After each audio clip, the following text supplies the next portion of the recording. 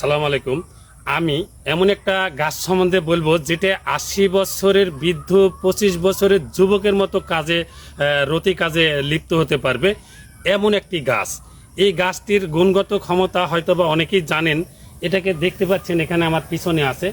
এই যে বড় একটি গাছ দেখছেন, এটাকে বলা হয় আমলকি গাছ।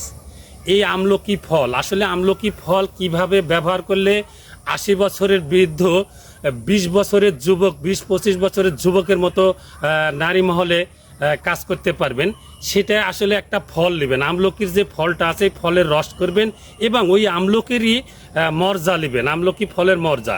এই মরজাটাকে সুন্দর করে শুকাইয়ে পাউডার বানা নেবেন এবং আমলকির রস দিয়ে ভাবনা দিবেন। ভাবনা দেওয়ার অর্থ হলো এই রস দেওয়া ওই পাউডারটাকে ভিজাবেন 7 দিন, পরপর 7 দিন। একদিন ভিজাবেন, ভিজায়ার রোদ্রে লাড়া দিবেন, আবার ভিজাবেন, রোদ্রে লাড়া দিবেন, আবার ভিজাবেন, রোদ্রে লাড়া দিবেন। দিয়ে যেই মরজাটা হবে এই মরজাটা পাউডার 250 গ্রাম বা 300 গ্রাম পাউডার নেবেন।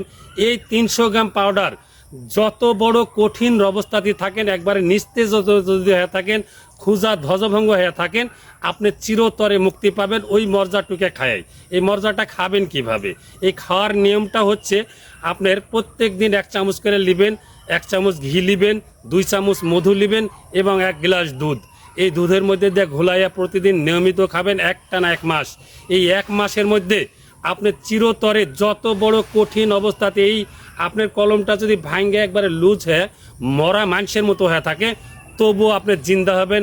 একবারে হর্ষের মতো, ঘোড়ার মতো একবারে শক্ত মজবুত একটা কলম পাবেন এবং নারী মহলের রাজা বাদশার মতো কাজ করতে পারবেন ইনশাল্লাহ। ভালো থাকবেন, সুস্থ থাকবেন, প্রয়োজনে যোগাযোগ করবেন। আমি হিকিম আবু হানা রাজশাহী থেকে বলছি, রাজশাহী মোহনপুর থানা, বসন্তপুর গ্রাম। ভালো থাকবেন। আসসালামু আলাইকুম ওয়া রাহমাতুল্লাহি ওয়া বারাকাতুহু।